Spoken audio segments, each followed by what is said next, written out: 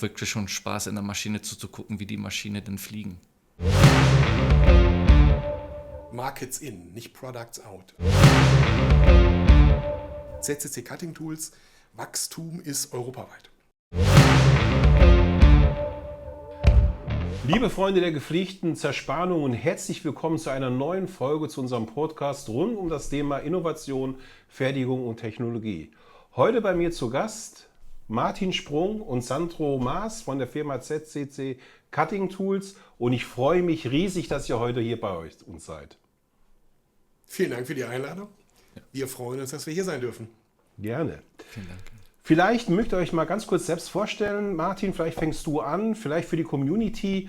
Martin Sprung kenne ich schon sehr, sehr lange. Wir haben viele Messen zusammen begleitet und von daher haben wir uns hier in der Runde direkt aufs Du geeinigt, weil wir sind alte Zerspaner und wollen mal schauen, was wir so für Storys jetzt auch rauskitzeln können, wenn es um ZCC Cutting Tools geht. Aber Martin, stell dich ganz kurz vor. Ja, Martin Sprung. Ich bin jetzt seit 7 Jahren bei ZCC Cutting Tools in Düsseldorf, wie Martin Göbel gerade schon erklärt hat. Ich habe die eine oder andere Station in der Branche davor gehabt. Und bin bei ZCC Cutting Tools für Europa, fürs Marketing zuständig und arbeite da sehr eng zusammen mit Sandro Maas. Ja, mein Name ist Sandro Maas. Ich bin mittlerweile 11 Jahre in dem Unternehmen. Ich verantworte das Produktmanagement. Und der Themenbereich ist relativ simpel. Wir haben von der Produktidee quasi bis zum Rollout und zugleich sorgen wir dann auch für den Wissenstransfer beim Kunden direkt. Absolut spannende Aufgabenfelder, die ich jetzt hier vor mir sitzen habe. Was würdet ihr beide sagen, was macht euren Alltag so besonders? Vielleicht fange ich mal, Martin, bei dir an. Also jedes Thema ist irgendwie besonders, oder fast jedes Thema. Nein, aber also gerade bei ZCC Cutting Tools ist es so, dass wir sehr, sehr flache Hierarchien haben. Wir sind ja eine vergleichsweise kleine Entity mit etwas über 100 Leuten in Europa. Und da hat man unmittelbar den Bezug zwischen einer Aufgabenstellung und dem, was dann daraus wird und natürlich auch einem Ergebnis. Und ich glaube, das ist das, was das Spannendste an der ganzen Geschichte eigentlich ist. Neben natürlich in so einer familiären Atmosphäre auch der Möglichkeit, sich da auch persönlich auszutauschen und Dinge voranzubringen. Aber würdest du für dich sagen, gibt es irgendein Projekt, wo du sagst, Mensch, das ist mir echt in Erinnerung geblieben in all den Jahren? Ja, tatsächlich gibt es wahrscheinlich ein Projekt, was da heraussticht. Da war ich relativ neu im Unternehmen. Da haben wir unser Test- und Demonstrationszentrum in Düsseldorf eröffnet. Wir sind ja in der Lage, hier alle unsere Werkzeuge vorher auf Herz und Nieren zu prüfen, für Kunden Versuche zu fahren und dergleichen mehr. Das war so ein wichtiger Meilenstein und diese Eröffnung und die ganze Vorbereitung und das, was dann daraus geworden ist, das war ein wirkliches Highlight-Projekt und das hat uns auch sehr gut getan in der Außenwirkung. Da sind wir sehr massiv auch in der Community angekommen. Sandro, gib uns mal einen kleinen Eindruck, wie es bei dir so aussieht im Alltag. Ja, bei mir spielt natürlich die technische Komponente eine große Rolle, aber diese Frage kriegen wir tatsächlich sehr oft gestellt, aber auch natürlich aus so einem privaten Umfeld. Bei mir ist es hauptsächlich auch, jeder Tag ist anders. Wir haben natürlich einen schönen, angenehmen Mix aus der technischen Tiefe her, aber dann aber auch noch die Kundennähe. Das heißt, jeder Tag hat man eine individuelle Komponente, mal arbeitet man die Projekte aus, mal ist man auch nur beim Kunden oder man hat es halt ganz einheitlich mit dem Kunden auch dann zusammen. Und das sind so die spannenden Punkte. Man hat nicht diesen normalen 9-to-5-Job eigentlich. Und gibt es da ein besonderes Projekt, wo du sagst, Mensch, das ist mir in den 11 Jahren doch hängen geblieben? Das sind mittlerweile schon einige. Es ist super schwierig natürlich jetzt eins explizit rauszuziehen. Also jedes einzelne Projekt hat so einen gewissen Charakter. Mal ist es mehr die technische Komponente, andernfalls haben wir aber auch ein paar Dinge, die eher ins Strategische reingehen. Aber Martin hatte da schon einen guten Punkt erwähnt, die Sachen im T&D-Center, weil wir benutzen die Möglichkeit mit den Kunden bei uns jetzt auch vor Ort die Sachen auszuarbeiten. Und da muss ich sagen, dass das allein zum Projekt, aber auch die Arbeitsatmosphäre dann nochmal eine deutlich andere als in der Produktion. Und ich muss schon sagen, das sind die Projekte, die am meisten Spaß machen. Natürlich soll es heute hier in dem Podcast rund um ZCC Cutting Tools gehen. Es soll um die Produkte gehen, ums Unternehmen. Aber mich würde natürlich noch ganz am Anfang mehr interessieren, über euch zu erfahren. Und ihr habt spannende Jobs, die habt ihr gerade beschrieben. Wie sieht denn da der Ausgleich aus? Martin, bei dir weiß ich, ist er besonders. Du musst schon leicht grinsen, ich auch, weil das ist, wie ich das erste Mal gehört habe, habe ich gesagt, wow, Respekt. Ja, also das ist halt jetzt der Vorteil, dass wir uns schon kennen. Also einen großen Teil meines Lebens außerhalb der Arbeit bei CCC Cutting Tools nimmt tatsächlich meine Arbeit in verschiedenen Gremien und in verschiedenen Aufgaben beim MSV Duisburg ein. Wir sind ja jetzt glücklicherweise als erster, der das geschafft hat, aus der Regionalliga zum Glück wieder im Profifußball in der 3. Liga seit dem Wochenende und das auch noch erfolgreich. Und ich bin im Verwaltungsrat, im Augenblick der stellvertretende Vorsitzende des Verwaltungsrates. Ich bin der zweite Vorsitzende des MSV Duisburg Dachvereins und ich sitze in der Stadionverbotskommission und habe dadurch sozusagen Tuchfühlung mit allen, die sich im Stadion daneben benehmen und dabei auch noch erwischt werden. Und ja, das ist spannend, das ist super spannend. Da erlebt man auch Dinge, mit denen man nicht so ohne weiteres normalerweise in Berührung kommt. Das ist auch sehr zeitaufwendig und es ist bei uns tatsächlich ein Familienhobby, sonst wird es gar nicht gehen.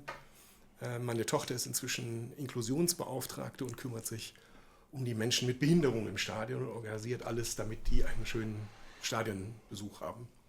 Also ich finde es ganz, ganz toll. Ich persönlich stelle mir die Frage, Mensch Martin, wie schaffst du es da runterzukommen, weil doch die Aufgaben da sehr herausfordernd sind. Da ist ja Emotion drin, es ist Fußball. Das muss man ja einfach mal so sehen. Fußball ist des Deutschen liebstes Kind und von daher glaube ich schon, dass man auch da gut nerven lassen kann. Nee, aber es ist ganz anders. Ja? Also es ist einfach, es werden andere Bereiche gefordert und sind ganz andere Themen und ja, das ist, da geht viel Zeit auch in den Gremien drauf, aber es ist super spannend und wie gesagt, man macht Erfahrungen, mit denen kommt man so als normaler Stadionbesucher natürlich überhaupt nicht in Berührung. Nein, finde ich ganz stark und vor allen Dingen auch MSV Duisburg, Tradition-Club, ich sage nur Bernhard Dietz und so, das ist... Selbst als Dortmunder, muss ich ganz ehrlich sagen, schwenke ich da mal die blau-weiße Flagge. Und das heißt was, weil Schalke ja auch blau-weiß ist. Da gehen wir jetzt aber nicht hin. Sandro, komm mal zu dir. Ja, seitdem ich meine Labrador-Hündin habe, relativ viel in der Natur und am Wasser. Und sagen wir mal so, wenn die Windrichtung passt, dann gerne auch mal direkt kiten. Aber ansonsten geht aktuell wirklich sehr viel Zeit fürs Paddeln drauf. Also Paddelspielen, an die Community, geht paddeln. Und nee, ist ein super kommunikativer Sport. Aktuell würde ich sagen auch sehr, sehr trendy, was das angeht. Und macht wirklich Spaß. Ist ein sehr schöner Ausgleich zu dem Alltag, den wir eben beschrieben haben. Wir beide haben eine Gemeinsamkeit, weil auch wir haben keinen Labrador, wir haben einen Mix, einen Golden Retriever Mix und ja, das ist übrigens auch mein Ausgleich, Ja, jeden ja. Morgen bei Wind und Wetter immer raus, jeden Genau. Abend eine Stunde. Also wenn man mal was für die Gesundheit tun will, kann ich nur empfehlen, macht auch Spaß. Also ein Hund gibt einem Definitiv. viel wieder. Definitiv. So, jetzt haben wir gehört, was euch runterbringt. Jetzt kommt natürlich das Gegenteil, was bringt euch ja schon morgens auf die Palme? Du meinst auf Touren. Ja? Genau. Starker Kaffee, am liebsten ein doppelter Espresso. Bei mir fest in der Routine auch drin der doppelte Espresso. Okay. Kommen wir zu der Rubrik in der Community, die da heißt Entweder oder. 5 schnelle Fragen, 5 schnelle Antworten. Ich würde mal mit der ersten Frage beginnen. Ihr überlegt euch, wer am schnellsten antwortet, dann überlasse ich euch. Wollen wir klickern, ne? Hartmetall oder Hochleistungsstahl? Hochleistungsschnellstahl. Schon schwierig auszusprechen, deswegen bleiben wir beim Hartmetall. Okay. Altbier am Rhein oder Espresso im Büro? Frage der Uhrzeit. Serienfertigung oder komplexe Einzelteilbearbeitung? Muss ich mich festlegen? Dann gehen wir zur komplexen Einzelteilbearbeitung. Messen und Netzwerken oder lieber Problemlösungen mit den Kunden finden? Eindeutig Netzwerken. Da ist er wieder, der Marketingmann. Präzision am Bauteil oder Feinschliff am Grill? Wenn wir den Grill zum Pizzaofen umwandeln, würde ich den Pizzaofen nehmen. Ja, das machen wir gerne. Okay, vielen Dank für eure Antworten. Kommen wir zurück zu eurem Unternehmen. Ihr steht ja für hochpräzise Zerspannungswerkzeuge und individuelle Sonderlösungen. Welches eurer Werkzeuge oder Produktlinien repräsentiert für euch denn ganz besonders und eindrucksvoll diese Anforderungen? Ich denke, da darf ich übernehmen, oder? Gerne, Sandro. Ja, also wenn ich jetzt an Performance und Präzision denke, fällt mir direkt eigentlich unsere Volllandmetalllinie ein. Also da muss ich sagen, da haben wir in den letzten 4 Jahren richtig Gas gegeben, was vom technologischen auch her, aber generell von der Programmvielfalt. Die Bandbreite bei den Volllandmetallwerkzeugen, bei der VPM-Serie zum Beispiel, dass wir da einen sehr großen Anwendungsbereich einfach decken. Das ist ja auch, weil Thema maßgeschneidert ist ja immer sehr schön individuell auf Lösung zu gehen, aber der Markt verlangt natürlich immer noch Werkzeuge, die einen größeren Anwendungsbereich einfach auch abdecken, und das haben wir aktuell in unserer Volllandmetall-Serie super abgedeckt, muss ich sagen. Das heißt, alle Lösungen jetzt für mich werden auch zum Teil mit euren Kunden zusammen erarbeitet? Richtig, also bestenfalls, ich habe vielleicht noch das ein oder andere Beispiel sogar dabei, bestenfalls von der Kundenlösung oder vom Kundenproblem zum Serienwerkzeug. Das ist eigentlich gerade unser Tonus, wie die neuen Produkte mehr oder weniger entstehen. Und da können wir dann auch wirklich sagen, dann haben wir auch für den Markt entwickelt und nicht einfach, weil einer, sage ich mal, eine sehr schöne Idee aus der Schublade gezaubert hat. Also das ist ein ganz wichtiger Punkt, den Sandro da so im Nebensatz gerade einfließen lässt.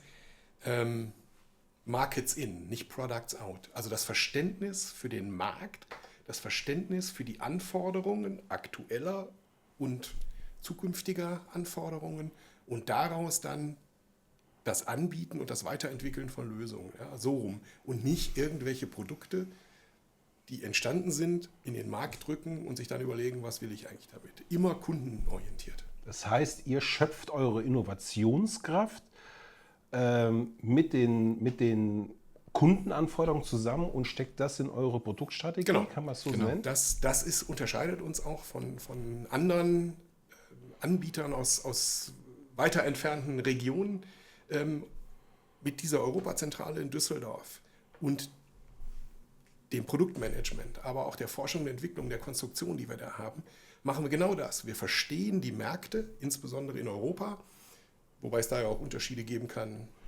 Deutschland, UK, Frankreich, das ist ja auch noch nicht notwendigerweise eins, aber schon in einer Richtung. Und diese Anforderungen setzen wir dann eben entsprechend in Neuentwicklungen beziehungsweise Modifikationen um. Du hast gerade ganz kurz angeschnitten, welche Abteilungen bei euch in Düsseldorf sitzen. Vielleicht magst du da noch mal einen tiefen Einblick geben, was ihr genau in Düsseldorf in eurem Kompetenzzentrum, so will ich es mal nennen, alles habt. Ja, es ist der Dreh- und Angelpunkt für unser Europageschäft. Also es ist jetzt nicht so, dass wir einfach nur Produkte nehmen und die in den Markt weiter verteilen, sondern wir haben sämtliche Querschnittsfunktionen dort. Ich habe Forschung und Entwicklung angesprochen, ich habe Produktmanagement angesprochen, ich habe Anwendungstechnik, ganz wichtiger Punkt, Service beim Kunden angesprochen, ich habe das Marketing, wir haben die IT, Human Resources, halt alles, was man so braucht, inklusive natürlich der Geschäftsführung. Sehr gut. Auf welche Highlights dürfen wir uns denn 2025 noch so freuen? Was haben wir denn noch im Petto? Jetzt gucke ich dich nochmal an, Sandro. Genau, ich habe auch ein paar Beispiele auch nochmal mitgenommen. Ja, wie man es von uns gewohnt ist, Ende des Jahres bringen wir dann im zweiten Step unsere Produktneuheiten raus, und dieses Mal sind es wirklich sehr viele. Da muss ich wahrscheinlich das eine oder andere Mal auf meinen Zettel gucken, damit ich alles zusammenbekomme. Aber Grunde genommen ist, wir bringen 3 Wendeschneidplattensysteme einmal raus. Separat betrachtet würde ich hier einmal vielleicht den XMR 13 hervorheben. Das ist ein neues Hochvorschubsystem. So gesehen auch nach Kundenanforderungen wieder weiterentwickelt, beziehungsweise die Produktpalette einfach nochmal vergrößert, weil wir haben schon ein sehr starkes Hochvorschubsystem auf dem Markt, aber einseitige Platten zum Beispiel. Und wenn wir uns das Ganze hier jetzt mal anschauen, sehen wir doppelseitige Platten, wieder natürlich eine erhöhte Anzahl an Schneiden. Und das ist sowieso, was jetzt das Thema Ressourcen oder auch generell Kosteneinsparung betrifft. Mit 8 Ecken ist man halt einfach wirtschaftlicher als mit 4. Aber das ist gar nicht der große Benefit bei dem ganzen System, sondern dadurch, dass wir halt wirklich hier schon eine sehr massive Platte im Einsatz haben, können wir unheimlich große Vorschubsraten generieren. Und dementsprechend zielt das Ganze halt einfach auf Performance ab. Also das wird so gesehen das nächste Streckenpferd sein, was dann halt Zerspannungsvolumen angeht.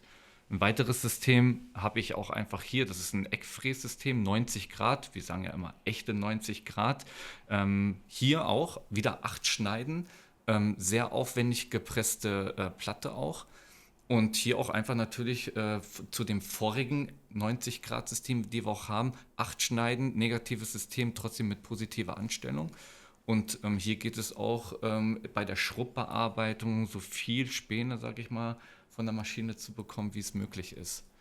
Ähm, Einer meiner Favoriten, muss ich wirklich sagen, sehr spannendes System. Ich bin sowieso ein Riesenfan von tangential eingeschraubten Platten. Wenn man sich die Geometrie allgemein anschaut, sehr aufwendig gepresste Platte. Problem bei den, sag ich mal, bei den Tangentialplatten, bei den sehr großen, massiven Platten ist ja generell immer der Anschnitt. Dadurch, dass wir hier eine relativ aufwendige Geometrie auch einfach haben, haben wir trotzdem immer noch einen recht weichen Anschnitt und gehen halt nicht zu sehr auf die Maschinenleistung. Aber so ein System ist natürlich prädestiniert dafür, um richtig Späne zu generieren. Also haben wir sehr, sehr, sehr ausgiebig bei uns schon auch in den Schulungen vorgeführt. Und ja, bis jetzt das Feedback, die Leute sind wirklich begeistert. Ähm, und wir sind eben bei dem Thema gewesen, vom Kundenprojekt quasi zum Werkzeug. Das ist unser Z-Groove Kompaktsystem. Und das ist eine ganz spannende Geschichte, weil wir haben ja schon ein modulares System vor 2 Jahren angefangen auf den Markt zu bringen. Dann gab es noch gewisse Erweiterungen. Das zielte aber eher mal ein bisschen ab für Maschinenschnittstellen, für wirklich Bearbeitungen, die ein bisschen mehr Power benötigen, also ein sehr robustes Produkt. Da haben natürlich aber auch die Leute sich aus Baden-Württemberg oder aus sonstigen Regionen gemeldet, dass die doch vielleicht mal ein etwas kompakteres System auch einfach brauchen. Auch ein System, was nochmal einfacher zu handeln ist. Das bedeutet, nur über eine Schraube, sage ich mal, die Kassetten zu wechseln. Und dabei ist dieses Produkt quasi entstanden. Wir haben hier wieder ein modulares System. Wir können ganz einfach über diese zentrale Schraube, können wir die Kassette vorne wechseln und ja, perfekterweise halt sogar auch noch verschiedene Breiten, Größen, Stechtiefen auf denselben Grundhalter montieren. Das spart natürlich einmal Materialkosten für den Kunden an sich. Wir haben eine Grundaufnahme, verschiedene Möglichkeiten, verschiedene Anwendungen zu fahren. Aber auch wir sind nochmal deutlich schlanker, was in dem Maschinenraum, weil wenn wir uns die meisten Maschinen einfach mal auch anschauen, da ist nicht mehr viel Platz zum Schwenken oder sonstige Bearbeitung beim Abgreifen. Deswegen hier einfach nochmal, wie der Name schon sagt, diese kompakte Version. Also sehr spannendes Produkt, freue ich mich auf jeden Fall auch drauf, Ende des Jahres damit auf den Maschinen nochmal mit den Kollegen zu gehen. Dann haben wir nochmal ein paar einzelne Sachen. Wir haben eine neue erweiterte Spannweitstufe, die FQF. Das ist auch eine Weiterentwicklung von unserer QF-Spannweitstufe, die wir letztes Jahr rausgebracht haben. Auch hier Kundenfeedback, wir brauchen noch eine schärfere Variante. Neue Mikrogeometrie drauf, noch eine dünnere PVD-Beschichtung auf der CR mit Geometrie und deswegen auch hier nochmal eine sehr schöne Ergänzung, was das Portfolio anbetrifft. Ein sehr heiß erwähntes Produkt ist auch unser ZTE-Bohrer, Kronbohrer, den wir jetzt erstmalig auch auf den Markt bringen. Ich habe jetzt die kurze Variante einfach mal mitgenommen, weil wir wollten jetzt nicht die langen Peitschen hier auspacken. Haben wir in verschiedenen Abmessungen bis 8x D zum Marktlaunch und mit 3 unterschiedlichen Geometrien. Ist natürlich super interessant, wenn sich die Vollmetallschiene einfach nicht mehr rechnet, wenn wir in einen gewissen Durchmesserbereich einfach mal kommen. Da haben wir einen Kostenvorteil und natürlich auch sind wir da in den Prozessen nochmal robuster unterwegs.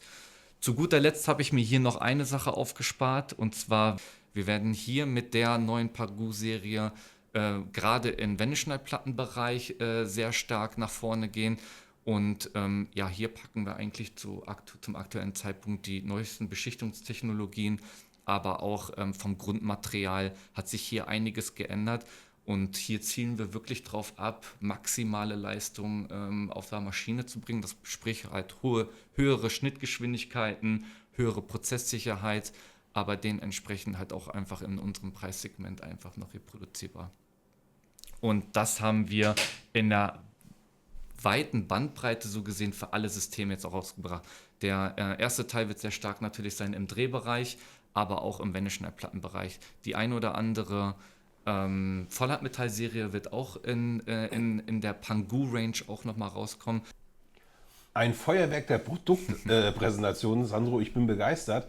Aber die Community wird natürlich auch interessieren, hast du Zahlen für uns? Kannst du das an einem Beispiel vielleicht nochmal deutlich machen? Zahlen können wir natürlich auch gerne. Also generell, wer bei uns schon mal bei den Schulungen teilgenommen hat, weiß, Hochvorschubfräsen, wir geben immer bekannt 0,7, also Schnitttiefe 0,7 mm und Vorschub 0,7 geht immer, funktioniert. Bei dem System haben wir auch schon Vorschubsraten von 2 mm gefahren. Also da verdoppeln wir mal einfach die Vorschubsgeschwindigkeit. Und das macht dann auch wirklich schon Spaß, in der Maschine zuzugucken, wie die Maschine denn fliegen. Deswegen sind wir auch immer alle gern zu haben für schöne blaue Späne. Genau. Ja, da fliegen sie. Okay, erstmal vielen Dank dazu. Eine weitere Frage, die mich interessieren würde, Martin, da gucke ich dich jetzt mal an. ZCC Cutting Tools Europe wurde ja 2003 gegründet. Ihr habt euren Sitz in Düsseldorf. Welche Rolle hat denn da gespielt, nach Düsseldorf zu gehen? Also ich sage jetzt mal allein am Altbier, glaube ich nicht. Ich glaube, da haben wir noch mehrere Gründe für gespielt. Möglicherweise auch. Ich war noch nicht da, insofern kann ich jetzt da nur mutmaßen. Nein, also ganz wichtig sind zwei Aspekte. Der eine ist der entscheidende, nämlich das Thema Logistik. Unser Verständnis von Kundenservice beinhaltet eine ganz starke Komponente von Lieferfähigkeit. Und wir sitzen ja nicht zufällig in Düsseldorf, sondern wir sitzen in Düsseldorf quasi am Ende der Start- und Landebahn. Und zwar wörtlich. Das hat einen Grund. Fast unser gesamtes Produktportfolio holen wir inzwischen per Luftfracht rein. Und wir haben ein riesengroßes, Controller würden sagen, viel zu großes Lager in Düsseldorf, weil dieses Thema Lieferfähigkeit über allem steht. Und damit das, was daraus für die Kunden erwächst. Also das ist ein Grund, nach Düsseldorf zu gehen. Jetzt hätte man natürlich auch nach Frankfurt gehen können, klar. Aber das ist eine ganz wesentliche Komponente, das Thema Logistik, Logistikzentrum. Deshalb auch der Umzug 2017 nochmal innerhalb von Düsseldorf eben in ein größeres Areal mit einem wesentlich größeren Lager, um diese Komponente bedienen zu können. Der zweite Aspekt ist, dass es eine Metropole sein sollte in Deutschland. Klar hätte man auch gar nicht weit von Düsseldorf entfernt ins Umland gehen können. Das wäre auch deutlich preiswerter. Aber es ist ganz wichtig, dass wir mit dem Unternehmen, mit dem European Headquarter eben auch in einer Metropole wie zum Beispiel der Landeshauptstadt Düsseldorf sitzen. Das hat sich insofern auch bewährt, weil wir sehr enge Verbindungen mit der Stadt Düsseldorf, aber auch mit der Wirtschaftsförderung des Landes Nordrhein-Westfalen pflegen. Das hat uns am Anfang sehr geholfen und wir haben heute noch enge Beziehungen und geben heute von diesen Erfahrungen gerne auch zurück. Wir werden eingeladen als Referenten für Neuansiedlungen im Großraum Düsseldorf oder in ganz Nordrhein-Westfalen, je nachdem, um dort von unseren Erfahrungen zu berichten und anderen ausländischen Unternehmen zu zeigen, welche Möglichkeiten es in dieser Region gibt. Bleiben wir mal in dem Rahmen. Was glaubst du, wie hat es euer Unternehmen geschafft, von einem klassischen Werkzeuganbieter doch hin zu einem hochpräzisen Hersteller von Zerspannungslösungen? Du hast vorhin mal das Thema Service, du hast genannt das Thema Lieferfähigkeit. Gibt es da noch weitere Aspekte, die da reinspielen? Naja, ich glaube, hat ein bisschen was mit der Positionierung, vor allen Dingen in Europa, zu tun. Sandro hat es ja vorhin auch schon erwähnt. Wir haben den eigenen Anspruch, uns in dem Premium-Segment zu positionieren. Wir sind Premium-Anbieter. Das ist natürlich hochgegriffen. Und das ist natürlich auch am Anfang noch schwieriger gewesen, als es jetzt. Wir haben gerade von dieser unfassbaren Breite von Produktinnovationen gesprochen. Aber das ist, und das muss auch weiterhin das Ziel sein, denn diese Lösungen und die technologischen Möglichkeiten, die wir auch durch die Muttergesellschaft hier in Europa bekommen, die sind so unfassbar groß, dass wir einfach hier ein Angebot machen können, von dem wir glauben, dass es eigentlich unwiderstehlich ist. Gibt es Meilensteine in eurem Produktportfolio oder Unternehmensgeschichte, die das besonders, sage ich mal, prägend herausstellen, eure Positionierung am Markt? Also es ist ein kontinuierlicher Prozess gewesen, aber wir haben, wenn man einen Meilenstein rausgreifen will, wir haben vorhin von Forschung und Entwicklung gesprochen, da ist es sicherlich erwähnenswert, dass wir 2019 das erste komplett in Europa entwickelte Produkt auf den Markt gebracht haben. Sandra hat es vorhin erwähnt, dieses System, was komplett hier in Europa entwickelt wurde, eben auf der Basis der europäischen Marktanforderungen. Und das war sicherlich ein weiterer Schritt nach vorne, auch für das eigene Selbstverständnis. Sandro, was würdest du sagen, unterscheidet euer Unternehmen mit chinesischen Wurzeln von anderen internationalen Wettbewerbern? Grundsätzlich würde ich mal sagen, natürlich, dass wir, sage ich mal, auch als chinesisches Unternehmen unsere Wurzeln hier für uns in Europa haben und wir sehr europäisch denken. Natürlich nutzen wir die Ressourcen, aber auch die, sage ich mal, die Skalierungseffekte vom asiatischen Markt. Es ist natürlich sehr stark, dass wir wissen, eine große Muttergesellschaft dahinter stehen zu haben. Aber im Grunde genommen ist es halt einfach die Bandbreite, die Palette, die uns zur Verfügung gestellt wird.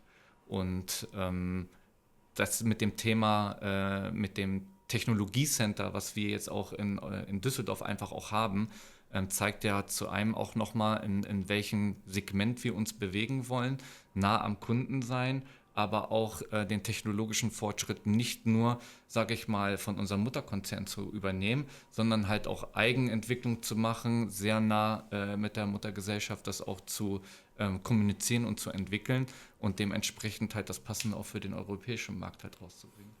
Also darf ich da mal ganz kurz reinspringen und noch was ergänzen? Also es ist eine Kombination, es ist eine ideale Kombination aus den technologischen Möglichkeiten, die uns die Zugehörigkeit zu dem großen Konzern bietet, auf der einen Seite, und auf der anderen Seite die Umsetzung dieser Möglichkeiten in europäische Marktanforderungen. Das ist auch der Riesenunterschied. Ja, also viele bringen dann einfach Produkte in den Markt und gucken mal, was passiert. Wir verstehen die Anforderungen und bedienen uns dann bei den Möglichkeiten. Und eins muss man an der Stelle, glaube ich, mal hervorheben. Wir haben durch das Unternehmen im Hintergrund die Kompetenz entlang der kompletten Wertschöpfungskette. Das fängt mit den Rohstoffen an. Uns gehören die Minen, aus denen das Wolfram geschürft wird. Und wir haben die Kompetenz im Unternehmen bis hin zur beschichteten Wendeschneidplatte. Da gibt es auf der ganzen Welt, glaube ich, keine Handvoll Unternehmen, die das für sich reklamieren kann. Mal abgesehen davon, dass uns die Frage der Verfügbarkeit von Rohstoffen nicht wirklich tangiert. Also diese Bandbreite von Möglichkeiten umgesetzt in europäische Anforderungen auf Kundenseite, das Verständnis derselben und daraus dann entsprechend Lösungen zu generieren. Das ist der eigentliche Erfolgsfaktor. Jetzt habt ihr meiner eigentlichen Frage schon vorgegriffen, wie eng die Zusammenarbeit mit eurer Muttergesellschaft ist. Da seid ihr schon drauf reingegangen. Aber um das nochmal zusammenzufassen, kann man schon sagen, ihr seid relativ autark, ihr spielt die Anforderungen zurück und ihr handelt selbstständig. Ja. Also ja, wir sind ein europäisches Unternehmen mit chinesischer Mutter und chinesischen Wurzeln. Das verschafft uns Möglichkeiten, die ganz wenige haben. Aber wir haben verstanden, dass man hier in Europa nur erfolgreich einen Markt entwickeln kann und attraktive Dinge anbieten kann, wirtschaftlich attraktive Dinge anbieten kann, wenn man eben genau dieses Verständnis mitbringt und das mit den technologischen Möglichkeiten kombiniert. Ja. Vielen Dank erstmal an der Stelle. Ich würde hier zum nächsten Block übergehen wollen. Wandel und Trends und natürlich auch die damit hervorgehenden Marktherausforderungen, die wir ja auch leider im Moment draußen am Markt sehen. Ja, wie begegnet denn ZCT diesen aktuellen Herausforderungen in der Fertigungsindustrie? Wenn wir mal gucken, allein auf Fachkräftemangel oder den ganzen steigenden Energiekosten. Wie agiert ihr da? Ja, grundsätzlich, wir haben zumindest das Glück, jetzt nicht in einer Branche festhalten zu müssen. Wir sind in allen Branchen so gesehen breit gefächert aufgestellt. Deswegen ist es für uns natürlich wichtig, dementsprechend halt auch diese Strategie halt auch weiterzufahren. Nichtsdestotrotz merkt man natürlich, wenn ein Segment am Schwanken ist und dementsprechend bewegen sich dann auch die Produktstrategien in dem Hinsicht. Wenn wir genau wissen, in den nächsten Jahren, sage ich mal, wird Luft- und Raumfahrt halt wirklich verstärkt zunehmen, dann dementsprechend wird das Portfolio dann auch erweitert, verbessert und darauf angepasst. Und das bleiben wir immer tagesaktuell eigentlich dann immer mit den Abstimmungen und schauen so, dass wir das immer da in den Bereichen auf den aktuellsten Stand auch einfach bleiben. Du hast nach Fachkräftemangel gefragt. Wir bilden inzwischen aus, weil wir eben auch gemerkt haben, ja, es ist nicht so ganz einfach, für das Wachstum auch entsprechend das Personal zu haben. Das heißt, wir haben seit 3 Jahren eine eigene Auszubildende, die wir nicht nur durch die Ausbildung bringen, sondern dann auch weiter beschäftigen. Das ist ein ganz wichtiger Punkt. Und wichtig ist auch, dass wir antizyklisch handeln. Also wir haben, ich denke da gerade an die Corona-Krise zurück, also in der Zeit, wo andere auch durchaus den einen oder anderen Arbeitsplatz abgebaut haben, haben wir tatsächlich eingestellt. Vorausschauend, dass wir fest daran geglaubt haben, dass das Ganze endlich ist und dass wir danach die Möglichkeit haben, eben genau da weiterzumachen und vielleicht noch mit ein bisschen mehr Schwung weiterzumachen, wo wir vorher stehen geblieben waren. Und das hat auch funktioniert. Das funktioniert natürlich auch, weil wir das muss man ganz klar sagen, die Rückendeckung der Muttergesellschaft haben. Ja, also solche Strategien setzen wir natürlich nicht alleine in Europa um, sondern das ist vorher abgestimmt, weil das kostet auch Geld. Und dementsprechend muss das auch einen wirtschaftlichen Hintergrund haben. Also klar, jede Investition kostet Geld, aber es ist natürlich auch eine Investition in die Zukunft. Genau. Das darf man, Definitiv, glaube ich, ja. an der Stelle nicht vergessen zu erwähnen. Sandro, nochmal ganz kurz, du hast vorhin was gesagt von verschiedenen Branchen. Wir haben gesprochen über Aerospace. Ich habe jetzt in meiner Einleitung das Thema Automotive natürlich angesprochen. Aber gibt es Bereiche oder Branchen, das wird vielleicht auch die Community interessieren, wo ihr gut aufgestellt ist, wo ihr sagt, hey, da sind wir stark? Also grundsätzlich, wir sind in allen, würde ich sagen, durch die Bandbreite sehr gut aufgestellt. Natürlich mit dem Fokus, wir kommen vom allgemeinen Maschinenbau natürlich auch. Und was wir halt immer merken, von Jahr zu Jahr, man sieht, wie viele Produkte wir dieses Jahr auch allein schon rausbringen, die eine gewisse Segmentierung halt auch einfach mit sich bringen.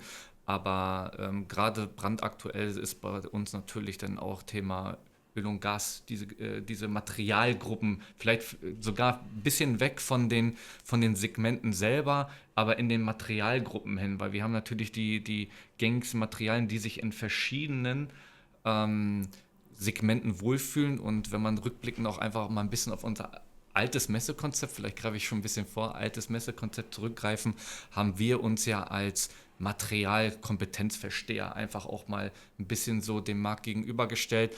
Und wir sehen es halt vielleicht aus 2 Richtungen. Primär von der Materialschiene her und dann natürlich diese Komplexibilität, was Bauteile oder sonstiges anbetrifft, gehen wir dann eher in die Segmentierung halt der einzelnen Branchen. Aber allgemein würde ich sagen, sehr stark allgemeiner Maschinenbau sind wir sehr gut aufgestellt. Jetzt hast du gerade schon gerne einen Ausblick gebracht zum Thema Messeauftritt. Wir kommen ja gleich noch zu unserem Emo-Blog, da bin ich ja jetzt schon gespannt. Wir hatten, also auch die Emo hat natürlich Trendthemen. Wir stellen bei uns im Fokus das Thema Nachhaltigkeit. Da sind wir schon gerade hier bei den einzelnen Produkten drauf reingegangen.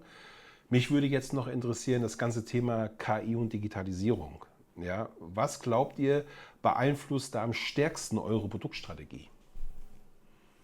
Sandro, bist du? Generell, also Produktstrategie, es wird definitiv relevant sein für uns auch. Gerade in dem Modellbereich, wenn wir sagen, Schnittdaten oder digitale Zwillinge, denke ich mal, wird KI zukünftig oder spielt jetzt schon eine besonders große Rolle. Und dementsprechend werden wir auch mit dem Trend natürlich auch mitgehen, um da auch unseren Kunden oder der Community da einen gewissen Mehrwert in der Zukunft bieten zu können. Allein klar von der Produktionsseite her, Automatismen, Prozesssicherheit wird ein Riesenthema sein, was KI unterstützt einfach ist. Ist natürlich immer aus zwei Winkeln zu betrachten. Ich glaube, in der Hinsicht wird man nie auf die Personalien ganz einheitlich verzichten können, sollte man auch nicht. Aber dennoch Riesenthema und für die Zukunft definitiv ein spannendes Thema. Darf ich da ganz kurz noch einen nachlegen, um das nochmal vielleicht herauszuarbeiten? Also aktuell ist der Anspruch, dass wir die Werkzeuge für genau solche Automatisierungen, die zuverlässigen Werkzeuge, Prozesssicherheit war das Stichwort von Sandro, zur Verfügung stellen und anbieten dem Kunden. Das ist das eine. Wir haben das andere Thema, was Richtung, ich sag mal, digitaler Anwendungen geht, wegen der Bedeutung, die auch Sandro gerade erwähnt hat, Möglichkeiten geschaffen über Partner, mit denen wir zusammenarbeiten. Und das ist das, schließt sich jetzt der Kreis. Wir wissen, dass wir diese Kompetenzen noch stärker selber aufbauen müssen, aber bei der Größe, die wir hier in Europa haben, und da hilft uns jetzt der Konzern an der Stelle nicht weiter, und weil wir sie aktuell anbieten müssen, diese Lösung, haben wir Partnerfirmen gefunden. Das wird man eben auch, wenn du das Stichwort Messestand erwähnst, wird man auch auf dem Messestand wieder sehen können, damit wir von vornherein das anbieten können unseren Kunden. Und das funktioniert auch. Also es ist oft so, dass wir beim Kunden, ich sag mal, von der Hardware, von der Zerspannung auf das Thema Digitalisierung kommen, und zwar nicht umgekehrt in der Regel. Und wir dann eben in der Lage sind zu sagen, können wir lösen, und wir bringen dann geeignete Partner mit ins Spiel, mit denen wir das gemeinsam erarbeiten. Ich darf jetzt mal einen kleinen Hinweis geben schon mal an die Community, dass wir für Freitag Sascha Lobo eingeladen haben. Ich würde mal sagen, der Digitalisierungspapst in Deutschland. Und der wird uns mal zeigen, mit Blick auf die Produktionstechnik, Chancen oder Risiko. Weil das ist ja das, wo wir noch so ein bisschen am Anfang stehen und wir nicht wissen, wo die Reise hingeht. Also Freitag, 26.09. kommt zu EMO. Natürlich erst zu den Kollegen Sprung und Maas. Und dann schauen wir uns Sascha Lobo an in Halle 12. Also müssen wir aber vorher noch die Haare färben, wenn die Leute... Ich freue mich jetzt schon auf deinen Irokesenschnitt.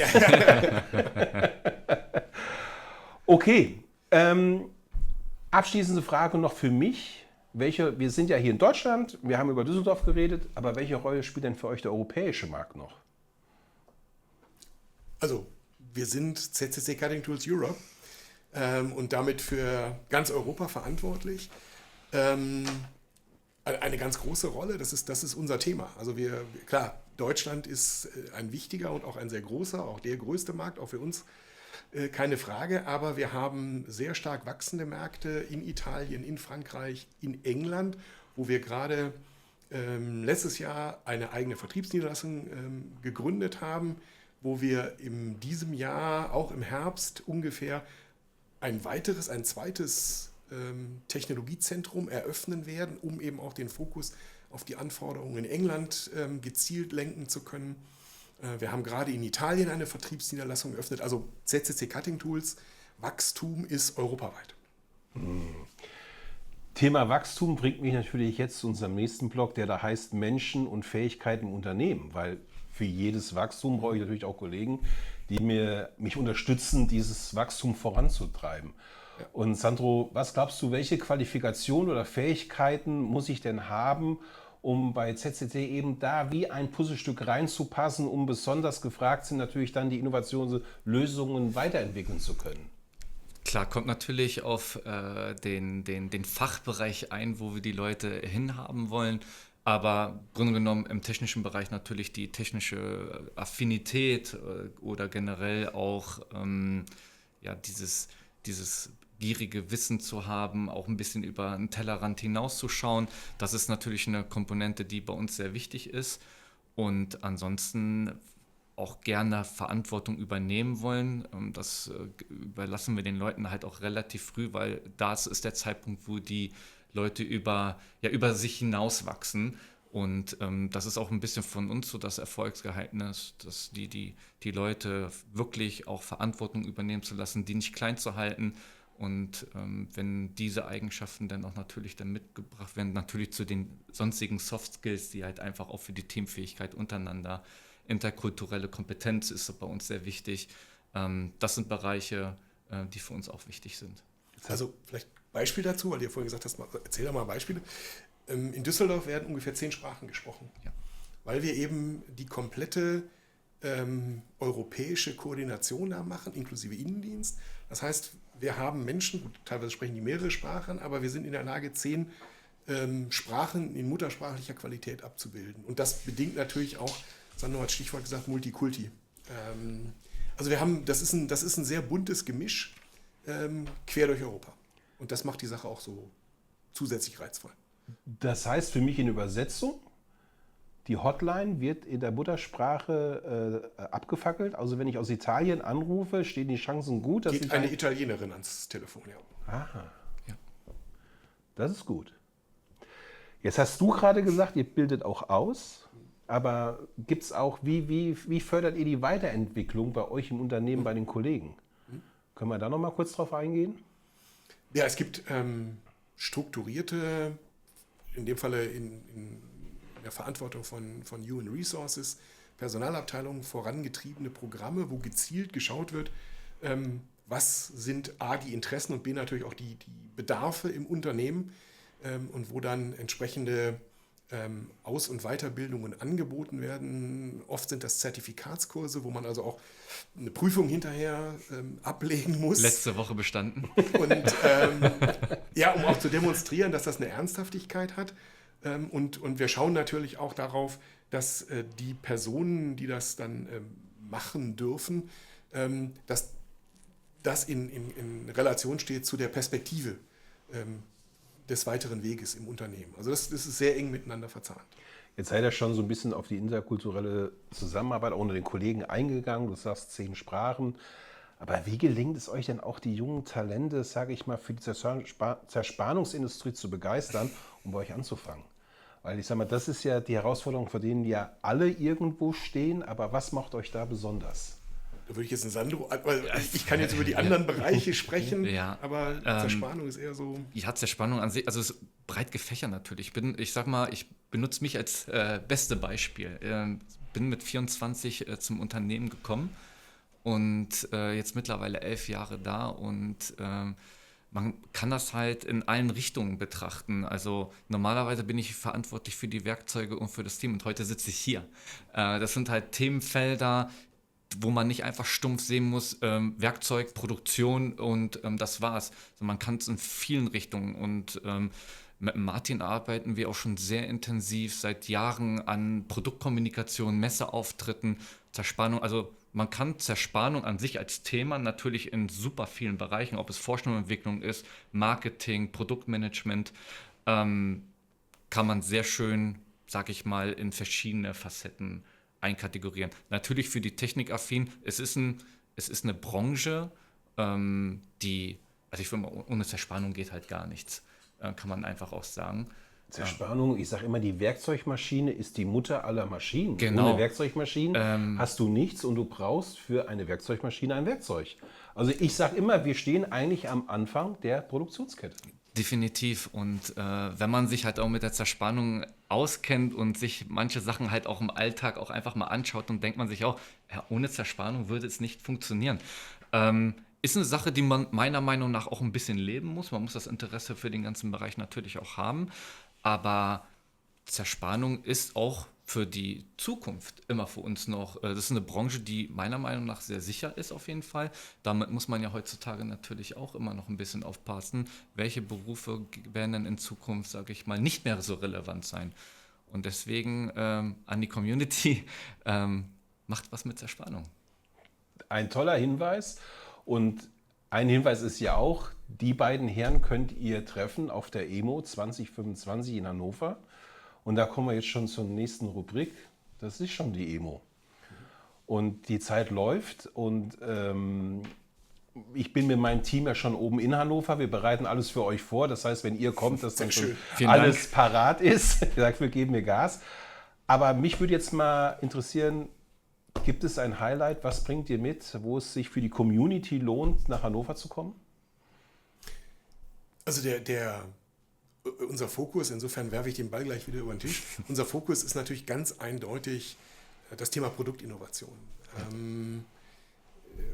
Das ist kein Zufall, dass wir im Frühjahr und im Herbst jeden Jahres diesen Produktlaunch machen. Das ist nun mal gleichzeitig auch die Messezeit. Irgendwo ist immer Messe im Frühjahr oder im Herbst.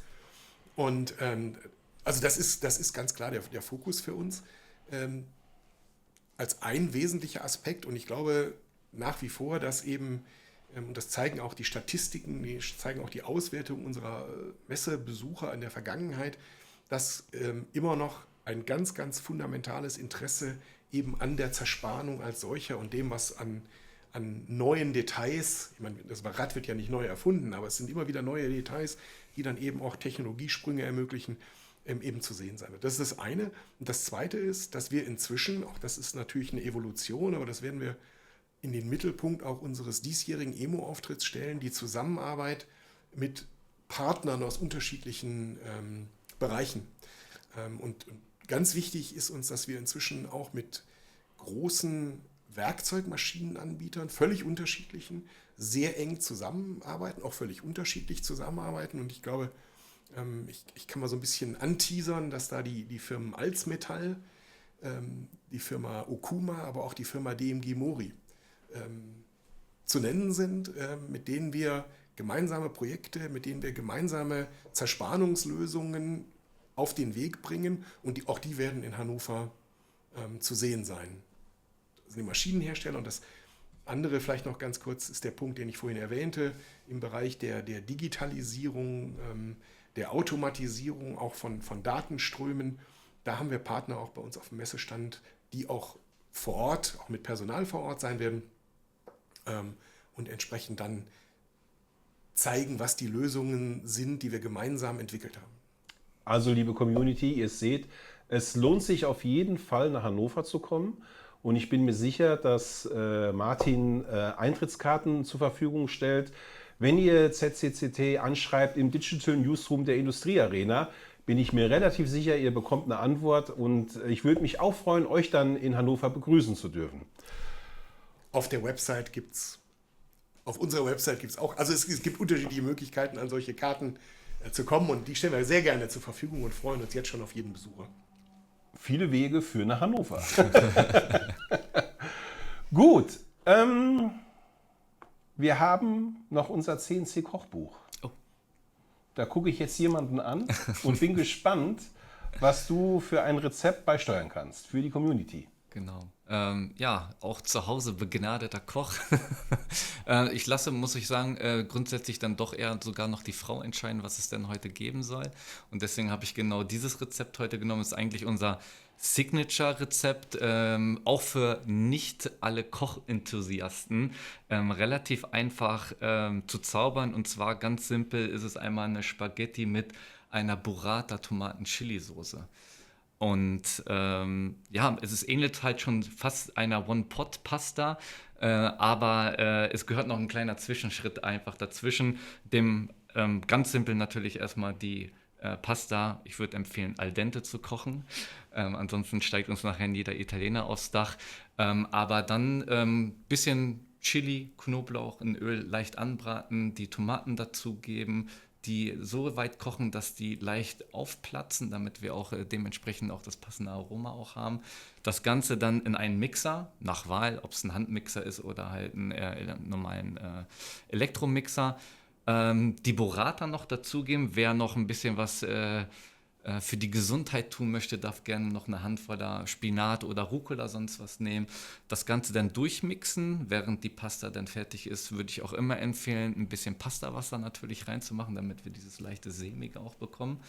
Und so gesehen den Mix aus Burrata, Tomaten, Knoblauch und Chili dann einfach in der Pfanne nochmal kurz aufköcheln lassen, die Pasta rein verrühren und dann mit seiner besseren Hälfte nochmal einfach genießen. Hör mal, Tim Melzer behauptet immer, der beste italienische Koch außerhalb Italiens zu sein. Ich glaube, der hat deine Nudeln noch nicht probiert. Ist auf jeden Fall ein Versuch wert, ja. Ja, also danke dafür, nehmen wir auf. So, liebe Community, bevor wir dann zum Gastgeschenk kommen, noch ein Hinweis. Ihr kennt das, wir zeichnen normalerweise ja immer einen Rundgang und einen Podcast gemeinsam auf. Heute machen wir nur einen Podcast, aber wir werden natürlich noch bei euch vorbeischauen im Technologiezentrum, weil der liebe Sandro muss ja noch zeigen, was die Werkzeuge so hergehen, und da sind wir natürlich gespannt. Genau, machen wir sehr gerne. Da freuen wir uns schon drauf. Wir uns auch. Kommen wir zum Gastgeschenk. Ihr wisst, die Community erhält ja immer ein Geschenk von dem, mit dem wir das Podcast machen. Das würden wir zeitnah dann in die Verlosung geben, wenn wir es auch ausstrahlen. Habt ihr was Schönes für uns? Wir haben uns gedacht, wir stellen ein paar nützliche Dinge für den Alltag zusammen, damit die oder der Beschenkte dann auch etwas damit hoffentlich anfangen kann. Wir haben ein großes Handtuch, das man zum Beispiel vielleicht diesen Sommer noch am Strand nutzen kann. Wir haben einen ganz modernen Thermobecher, der richtig lange kalt und warm hält. Das kann man auf... Ich habe den Vorgänger noch von Herrn Schau höchstpersönlich überreicht bekommen auf der EMO 2015 in Mailand. Also auch unsere Werbemittel entwickeln sich weiter, nicht nur unsere Produkte. Und der ist jetzt noch ein bisschen besser, ist auch noch ein bisschen stylischer. Kann man eigentlich überall gebrauchen. Eine Tasse dabei, und wir haben, das hole ich jetzt nicht raus, noch eine ganz tolle Taschenlampe. Und wen ich an der Stelle vorstellen muss, ist Pan-Pan. Das ist sozusagen unser Maskottchen. Und Pan-Pan erfüllt ganz viele Aufgaben. Klar, Pan-Pan ist natürlich auf Messen auch sehr beliebt, weil die ganzen jungen Väter, die kleine Kinder zu Hause haben, immer froh sind, wenn sie schon ein kleines Präsent mit nach Hause bringen können. Und so ist es auch auf einer Messe in Deutschland, ich glaube, es war die AMB, geschehen. Ein junger Familienvater hat Pan-Pan mit nach Hause genommen, und der kleine Sohn, den er Pan-Pan dann geschenkt hat, hat sich also über beide Ohren in Pan-Pan verliebt und musste Tag und Nacht bei Pan-Pan sein. Und jetzt kam es, wie es kommen musste. Eines schönen Tages gab es einen Spaziergang, und Pan-Pan war im Kinderwagen mit dabei, und just beim Überqueren einer Brücke mit auch noch einem Gewässer darunter ist Pan-Pan leider aus dem Kinderwagen gefallen und war weg. Und der kleine Sohn war völlig untröstlich. Die Eltern haben im ersten Moment gedacht, naja, das gibt sich, bis wir zu Hause sind. Weit gefehlt. Die ganze Nacht war Terror, weil Pan-Pan weg war. Daraufhin hat der Vater dann versucht, irgendeinen Ersatz zu bekommen, was ihm aber nicht gelungen ist, weil es gibt zwar viele Plüsch-Panda-Bären, aber eben nicht Pan-Pan. Und in seiner Verzweiflung hat er dann dem Kollegen im Außendienst, der ihn betreut, angesprochen und hat gesagt, kann ich bitte noch so einen Plüschpanda haben? Und hat seine Situation geschildert. Daraufhin haben wir in der Marketingabteilung erstmal eine E-Mail geschrieben im Namen von Pan-Pan und haben gesagt, lieber Kevin, ich bin gar nicht weg. Ich bin nur mal kurz nach meiner Familie gucken, und ich bin in wenigen Tagen wieder bei dir. Und haben dem Familienvater 2 neue Pan-Pans geschickt, damit auch wieder zur Not eine Reserve für das nächste Missgeschick vorhanden ist.